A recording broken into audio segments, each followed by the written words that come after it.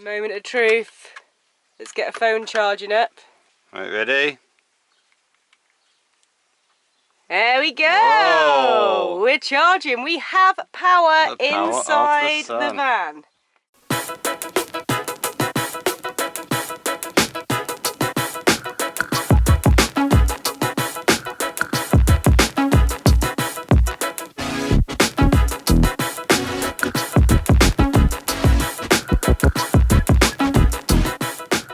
So today we are setting up our solar system in the van. We're going to stick this on the roof, but first I'll pass you over to Nick and we'll show you the back of the van and what we've done with our leisure battery. Okay, for the battery situation we decided to get a Numax 110 amp hour deep cycle leisure battery. We built this nice secure box out of MDF. We measured specifically so the battery would slot in perfectly, and it just about did within a millimetre. We've put the box together with super adhesive CT1, so that's proper solid, it's not going anywhere. Secured it to this with two big bolts. We are going to put a lid on it, probably of the same MDF material. It's a fully sealed lead acid battery. So it is going to need venting. It's got a little vent hole there. Now it shouldn't overcharge because we have got a charge controller. So the tube going from the vent hole here to release any pressure is going down through that tube, across there and out here.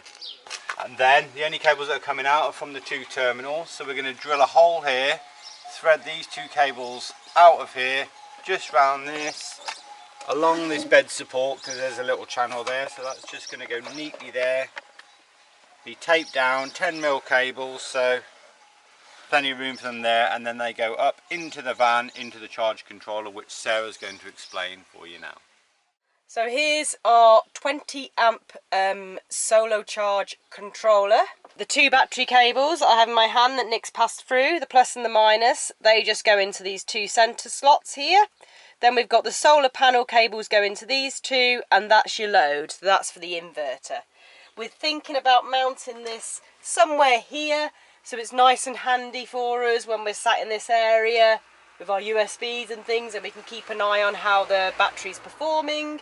And then, yeah, but first, let's get this solar panel on the roof. It's a 100 watt flexi solar panel. We opted for this because, as you can see, our roof isn't the flattest. It was probably the only way we could do it by using a flexible one, because we just haven't got the room for a regular one. So this is how we're thinking about mounting it. Yeah. We wanted two things. Basically, we wanted to be able to remove it, and we wanted to be able to put it up without drilling any holes in the roof. Yeah, so we don't want to just stick it down, because we want to be able to get it off in case it faults. Also, because we live in Spain, really hot here in the summer, like 40 plus degrees is normal in July and August, and we don't want this thing stuck directly on the roof. We're worried it'll overheat maybe, and it could damage the roof. So we definitely want an option where we can take it off if we choose. And also, while we're on the road, you know, you don't always want to park in the sun. You know, if you're staying somewhere for a few days, we want the option to be able to park in the shade but have the solar panel in the sun. Okay, so the options we've thought about is firstly this. Now this is a like a furniture stud like thing that goes bottom in a chair. Of a chair leg. Yeah, and as you can see, they come like this. We chose this because it was the biggest thing we could find with the largest surface area that had flat a base screw on one end, so we could bolt it on.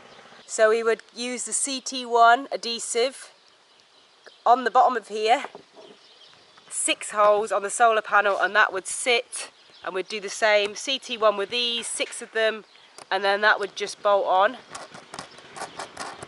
with a washer in between, and then that would hold the solar panel down, and then we could just unscrew and take the solar panel off as we please. So we're also going to put tape all the way around, like a Gorilla Tape or something that we can take off if need be, all the way around to stop any sort of airflow dragging it up, and yeah, just to make it a little bit more secure so it doesn't move around. Option 2 is industrial Velcro.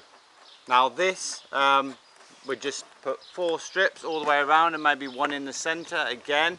this could be stuck down and removed, and again we'd just put the tape all the way around the edge. So the issue we have with these is we're a little bit worried about them rusting.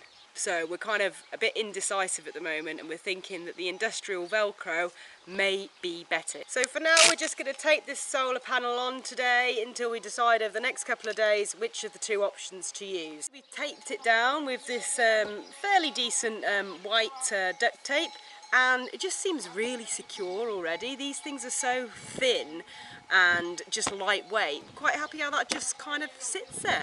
Okay, so you've got your two cables that come off the solar panel with these male and female adapter things. So these are going to be taped down, and we're going to keep these connections outside of the van in case we want to have more solar, and so we don't have to drill a big hole. These are just going to be taped down here, somewhere here. We're just going to get some white tape in between this gap and then the connector just here for the, we've got a 5 meter long cable with the connectors to go from here into the van. So here's our extension cable. So these are going to plug into the solar panel cable, and then the opposite end, these are going to thread into the van and go into the charge controller. We are going to do this by not drilling any holes, as we have a hole in our sunroof that's been there since he bought the van. It doesn't leak, it doesn't, it doesn't affect the van in any way because it's like a double layer. And these are going to thread through there.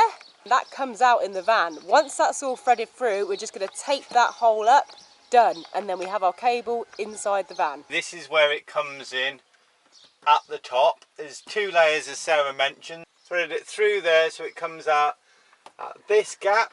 So then we're just going to attach it here, probably tape it, coming all the way down here, down to the charge controller there. I'm just going to thread all of this cable through to Nick. Do you want to pull it, babe? As you can see, this is a really long cable. Probably don't need this much. Keep going. No, wait. Okay, that'll do. So then I'm just left with these 2 ends to plug into the ends of coming off the solar panel.